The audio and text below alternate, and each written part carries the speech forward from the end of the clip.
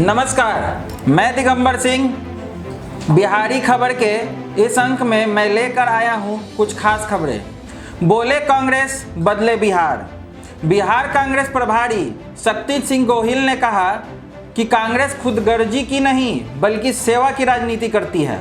उन्होंने कहा कि एक दौर था जब बिहार की शुगर और राइस मिलें पूरे देश को चीनी और चावल देती थी। समस्तीपुर के पार्टी के बिहार क्रांति वर्चुअल सम्मेलन को संबोधित करते हुए उन्होंने कहा कि मुंबई के आरटीआई कार्यकर्ता की आरटीआई से खुलासा हुआ है कि पीएम के 1.25 लाख करोड़ के पैकेज में एक पैसा भी बिहार को नहीं मिला। अब चुनाव आते ही फिर पीएम की घोषणाओं का सिलसिला शुरू हो गया है। उन्होंने कहा कि कांग्रेस इस बार अपने सहयोगियों संग सत्ता में आई तो बिहार को बाढ़ और सुखाड़ के जंजाल से निकालने को जल प्रबंधन करेगी, किसानों को उनकी फसल का उचित मूल्य दिलाएगी।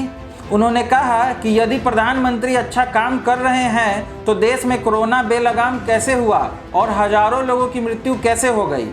नवनिर्वाचित कांग्रेस महासचिव तारिक अनवर जी ने कहा कि बिहार में 15 साल में बहुत कुछ किया जा सकता था लेकिन कुछ हुआ नहीं। बिहार अब बदलाव चाहता है। महिला कांग्रेस की राष्ट्रीय अध्यक्ष सुष्मिता देव ने सरकार पर जननी सुरक्षा और छात्रवृत्ति घोटाला करने का आरोप लगाते हुए महिलाओं से अपील की है कि बिहार सरकार को उखाड़ फेंकिए। राष्ट्रीय प्रवक्ता डॉक्टर रागिनी नायक ने कहा कि वर्तमान केंद्र सरकार के झूठ को बेनकाब करने की जरूरत है।